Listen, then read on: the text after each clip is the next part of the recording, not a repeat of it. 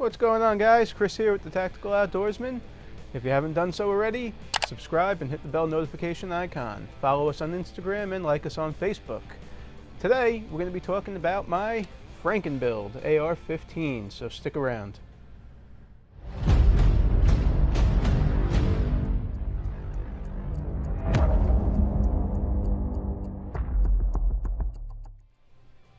Alright guys, so what I want to talk about today is my AR-15 Franken Build. So the reason I want to go over this, guys, because I see a ton of people out there building these Gucci AR-15 builds that are $3,000 plus for something chambered in 223 or 556, which kind of blows my mind when you could build something for less than half the price that shoots just the same. So let's get into my rifle, the parts I put into it, why I chose them, and how it functions.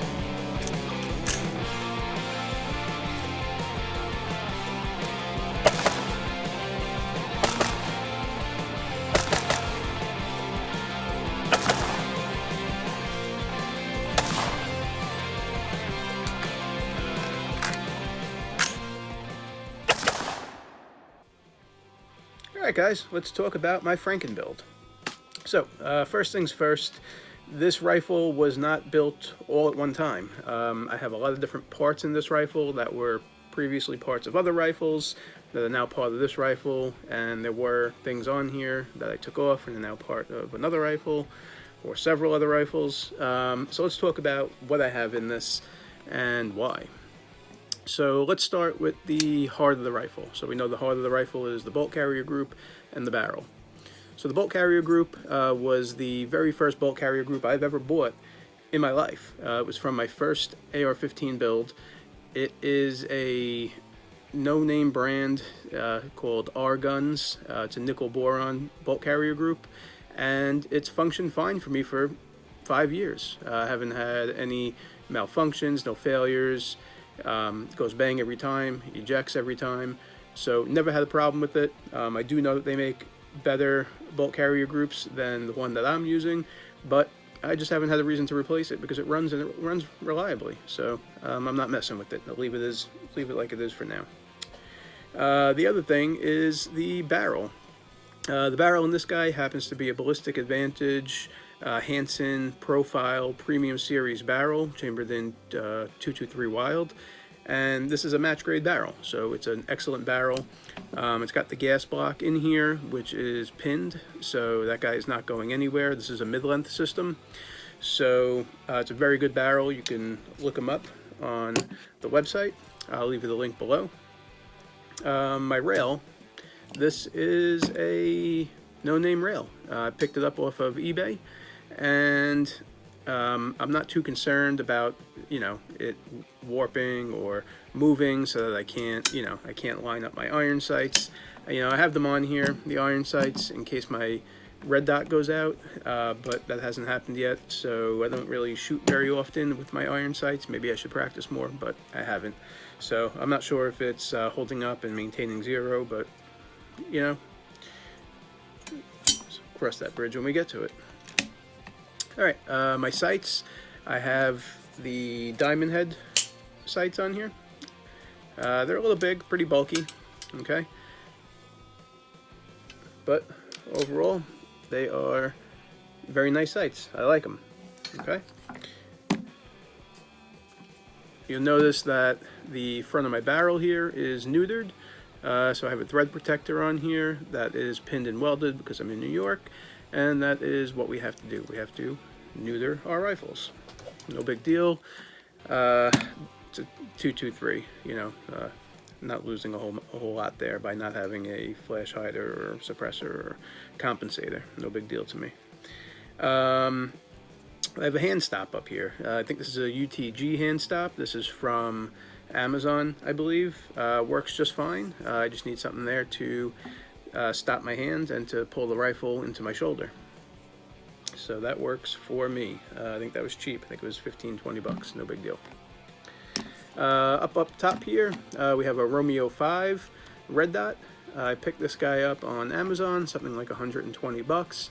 Serves its purpose. I think it's a 2, if I'm not mistaken, a 2 MOA red dot, and you know, works just fine for me. I hit my target. You know, I'm not going for pinpoint accuracy. This is not a, you know, a competition rifle. This is just going to the range and plinking. So 6-hour Romeo 5 does fine just for me. I have a bad lever on here. This is a Delta Team Tactical bad lever. I think they had it on sale for something like 10 bucks, so I picked it up. Anti-walk kit here for the pins. You can pick those up anywhere. They're like 10-20 bucks. I have a POF flat trigger in here. So a very nice trigger. I think that's about a 3.5 pound trigger pull. So I like that very much. Upper and lower receivers, both Aero Precision. I bought them as a set, and I happen to like Aero Precision stuff. Suits me just fine. Sometimes you'll see me running things like Anderson or Palmetto State Armory.